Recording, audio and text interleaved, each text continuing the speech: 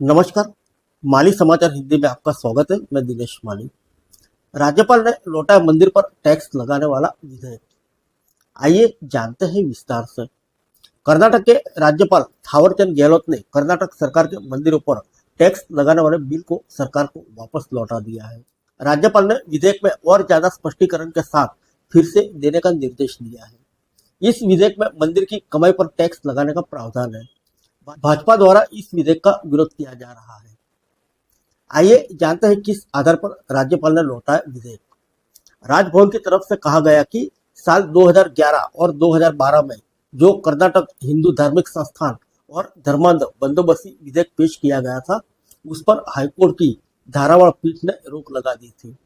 High court के फैसले को सुप्रीम कोर्ट में चुनौती दी गई, जिस पर सुप्रीम कोर्ट ने हाईकोर्ट के आदेश पर रोक लगा दी थी। राजभवन की तरफ से कहा गया कि उसके बाद से मामला सुप्रीम कोर्ट में लंबित है। ऐसे में स्पष्टता जरूरी है कि क्या मामले के लंबित रहने के दौरान उसमें संशोधन किया जा सकता है या नहीं, खासकर जब पूरे विधेयक पर हाईकोर्ट ने रोक लगा दी थी। आइए जानते हैं क्या है कर्नाटक का धार्मिक संस्थान विधेयक।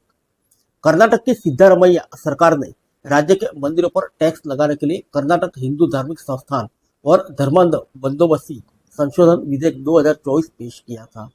इस विधेयक के तहत राज्य के जिन मंदिरों की सालाना कमाई 10 लाख रुपए से लेकर 1 करोड़ रुपए के बीच में है, उनसे सरकार 5% टैक्स वसूलेगी। वहीं जिन मंदिरों की सालाना कमाई 1 करोड़ रुपए से अधिक है, उन पर सरकार 10% टैक्स लगाने की तैयारी कर रही है।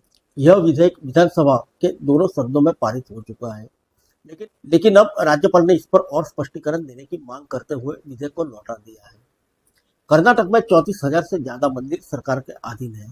इन मंदिरों को सरकार ने सालाना कमाई के आधार पर 3 कैटेगरी में बांटा हुआ है। सरकार ज्यादा आमदनी वाले मंदिर से पैसा लेकर आर्थिक रूप से कमजोर मंदिरों और उनके पुजारियों की भलाई में खर्च करती है।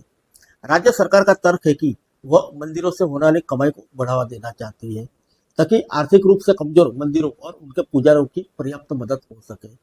वहीं भाजपा का विरोध है कि सरकार सिर्फ हिंदू मंदिरों पर ही टैक्स क्यों लगा रही है। साथ ही भाजपा की ओर से संतों ने मांग की है कि सरकार पुजारी को बजट से पैसा क्यों नहीं दे सकती। फिर मिलेंगे अगले बुलेटिन में अन्य किसी खबर के साथ। तब तक के लिए इजाजत दीजिए। नमस्कार।